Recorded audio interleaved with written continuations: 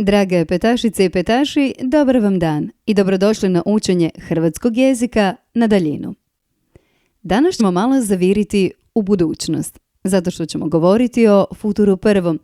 Obradit ćemo novonastavno gradivo, svladati ishod A5.1, nakon kojeg ćete govoriti u skladu s interesima, potrebama i iskustvom, poštujući pravila glagolskog vremena koje izriče buduće vrijeme. Recimo 3 glavne stvari o futuru prvom. To je glagolsko vrijeme, koje izriče budućnost i složeno je, i to po načinu tvorbe. Krenimo redom. Futur prvi izriče radnje koje će se tek dogoditi. To znači da kada tvorite glagol u futuru prvom, trebate se pitati što ću sutra raditi. Tako ako primjerice imate glagol gledati, a vi od njega morate načiniti futur prvi, jako je važno pitati se što ću sutra raditi. Sigurna sam da znate odgovoriti, a odgovor je sutra ću gledati omiljeni film. Dakle, futur prvi je ću gledati. Ovo glagolsko vrijeme sigurna sam da jako često koristite u svakodnevnom razgovoru, a od danas ćete znati da se ona zove futur prvi. Pogledajmo dakle tvorbu futura prvog. Sutra ću gledati omiljeni film. Trebali biste prepoznati obje sastavnice, i ću i gledati. Prepoznajete li ih? Ću je nenaglašeni prezent pomoćnog glagola htjeti, a gledati je infinitiv. Dakle, futur prvi tvori se od nenaglašenog prezenta pomoćnog glagola htjeti i infinitiva. Što se futura prvog tiče, postoji takozvani krnji futur. Pogledajte rečenicu. Sutra ću gledati film i jesti kokice. Glagoli su ću gledati i jesti. Međutim, ovo jesti nije infinitiv, nego je i to futur prvi. Samo mu nedostaje pomoćni glagol htjeti. Jer u rečenicama u kojima se nižu glagoli u futuru, izostavlja se pomoćni glagol htjeti u svim glagolima osim u prvom. Dakle, ne može biti sutra gledati film i jesti kokice.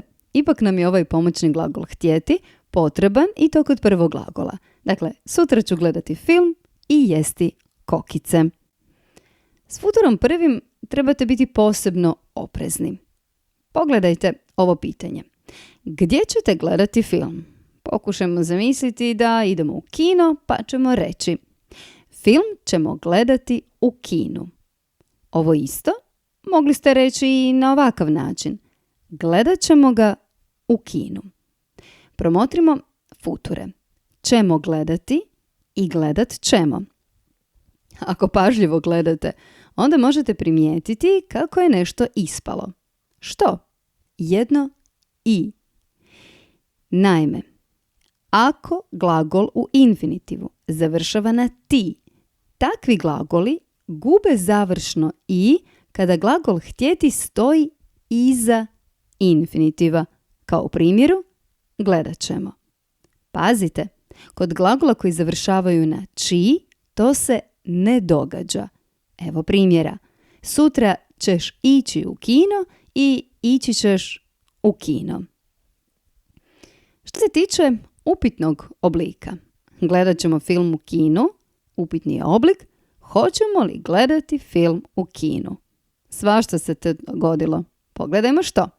Dakle, više nemamo nenaglašeni, nego naglašeni prezent glagola htjeti. Zatim česticu li, koju uvijek koristimo za postavljanje pitanja, te infinitiv.